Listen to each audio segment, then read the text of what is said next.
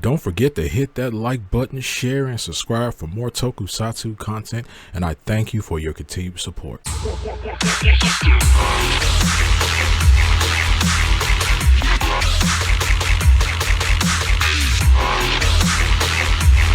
Yo, what's going on YouTube? This is your boy Kamen Spike 2.0 back again once again. And today we're here for Kamen Rider Zeztz episode 28, and this was a fantastic episode. We get Catastrum versus Dawn, and this form was really basically putting some kind of pause on Dawn, I guess, to a degree. I mean, yeah, he was schmoving, but Dawn just, man, they really making it. They really doing it, man. I think this is the first form to ever. I think this is the first person to ever like really give Catastrum a run for its money. We got to see a fantastic, one of the coolest rider kicks. This rider kick right here has to be now definitely in my top 10 as one of the best rider kicks I've ever seen in Toku. Yeah, we basically rider kicked the freaking moon. We rider kicked the nightmare into the moon, and it was absolutely fantastic. It was dope. But yeah, we got the backstory on Sieg and a little bit of backstory and some more backstory on the lady.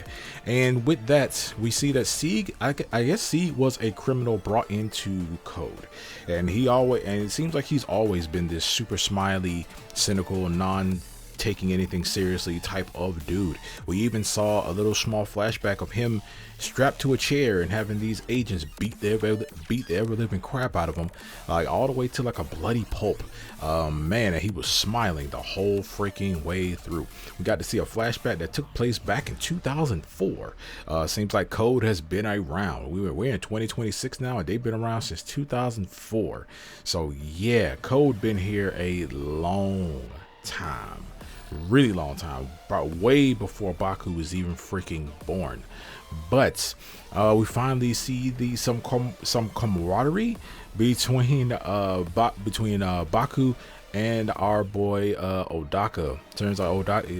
Turns out Baku is trying to get Odaka basically on his side, stuff like that. Baku has basically renounced all of his code, everything, so now he considers himself a rogue agent. But yeah, another thing about our boy Sieg is the fact that he is code number 1. He is code number 1, and we know that the lady is also code number 2. So yeah, now we have our 1 and 2. So I guess 0 is agent number 0, I guess. So now we have all our numbers from 0 all the way to 7, and man, maybe one day we'll get an 8. I'm foreshadowing, but hey, one day we'll probably get a code number 8. And yeah, but also in this episode was some fantastic fighting, some fantastic good cinematography as well, especially when we got down to the Catastrum versus Dawn fight. Well, Catastrum versus the Nightmare versus Dawn fight. It seemed like this Nightmare that we have, he was the werewolf Nightmare. He was the werewolf Nightmare, but he had like some attachments, like he had like a Tommy gun and stuff like that connected, and these goggles and stuff connected to him, that we see Catastrum eventually blow away in this episode too. So it seems like maybe Dawn can like upgrade some nightmares. Maybe he can give them stuff, seems like. But yeah, we also see that the lady has basically made the capsum for Odaka, so most likely we are going to see Odaka get his rider form in the next episode, which we are, based on the preview. He's going to finally get his rider form back, and he's going to be able to join in on this fighting that we got going on. So it seems like Baku and Odaka are going to start really working together. It seems like Odaka is still like hesitant on like being a part of the team and stuff like that. Also, he didn't wake up, even though his nightmare was destroyed. It seems like he didn't wake up. Maybe his nightmare isn't fully destroyed.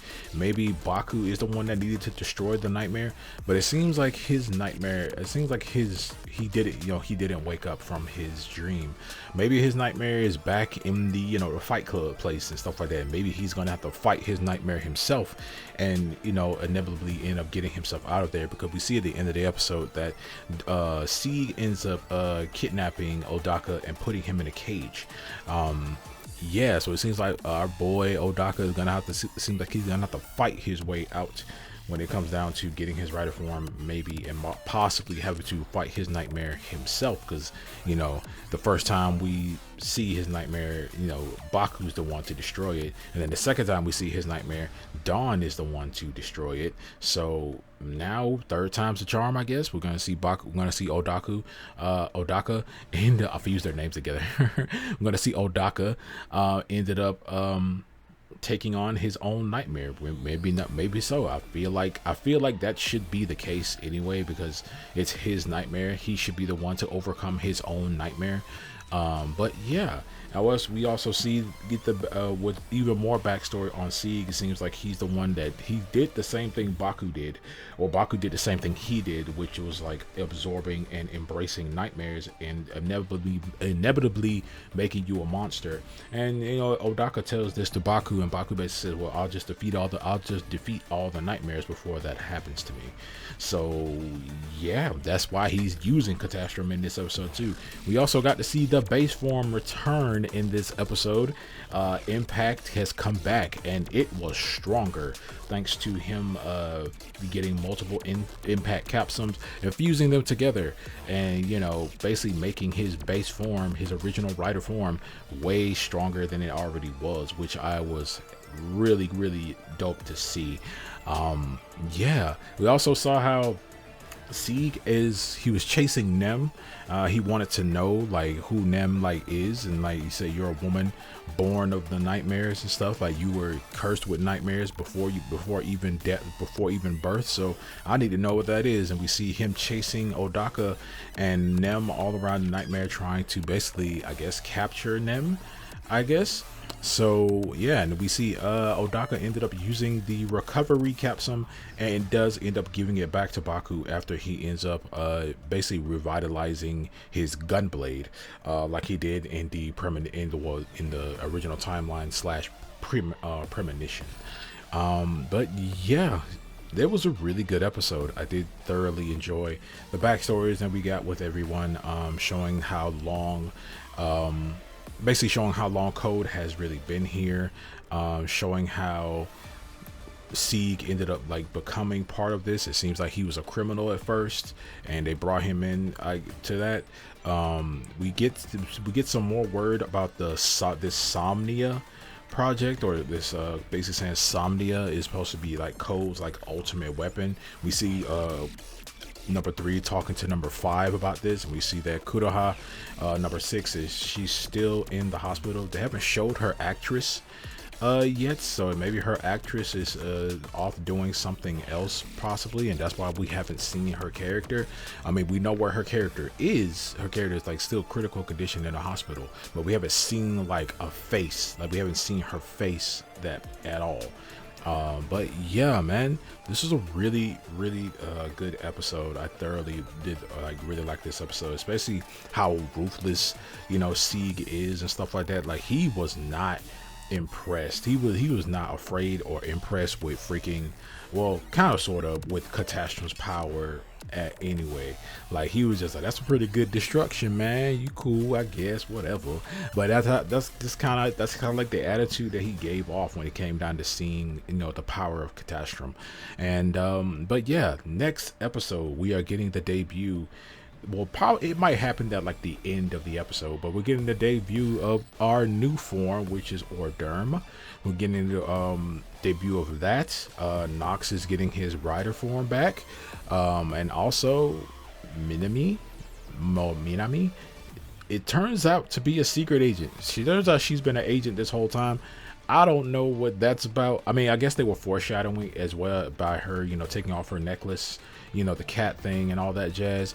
I'm not surprised at all. I'm not really that surprised. I just need to know the story behind that. I need to know how, when, why, what's the thing behind that. I have no problem with it. I'm cool on it. But at the same time, what happened? Tell me how, why is my little sister also a secret agent and stuff like that. And then it looks like she's gonna be like really good at it too. I'm not saying she can't be, but it's not she's gonna be really good at it too. And I can't wait to hear the backstory or the explanation on this, because man, oh man, it's been a lot. I mean, it was kind of foreshadowing it too, even with the way she used to talk to Zero and stuff like that in the original, you know, premonition type thing. Like, you know, I feel like she's like been an agent for a really long time. But yeah, is she code number 8? Maybe. Or like, what, she code 1.5 or something? Like, what's going on there? But man, this was a really great episode. I thoroughly did enjoy this episode. If you made it this far in this video, I thoroughly do appreciate it. Make sure to like, share, subscribe, hit that notification bell. As remember, as I always say, stay henshined.